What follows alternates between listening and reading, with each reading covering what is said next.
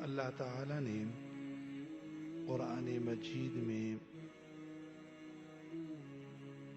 ارشاد فرما کر بتلا دیا کہ دنیا کے اندر جو مصائب یا فسادات ہیں یہ لوگوں کے گناہوں کی وجہ سے۔ فرمائے ظہر الفساد فی البر والبحر،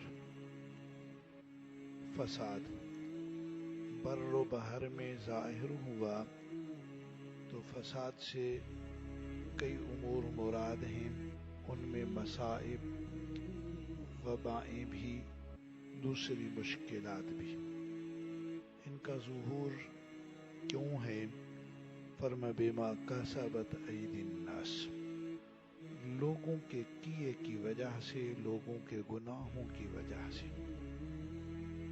پھر یہ فساد، یہ مشکلات، یہ مصائب اس لیے ہیں لِيُذِيقَهُمْ بَعْضَ الَّذِي عَمِلُوا، کہ اللہ تعالیٰ ان کو ان کے بعض گناہوں کی سزا چکھائیں۔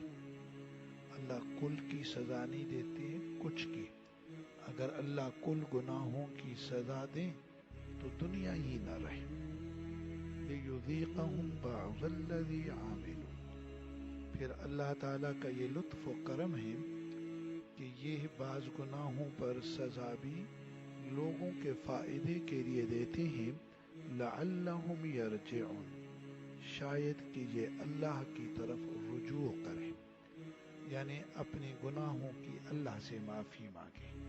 جب یہ رجوع کریں گے، گناہوں سے معافی مانگیں گے، تو آخرت میں اللہ کے عذاب سے بچ جائیں گے۔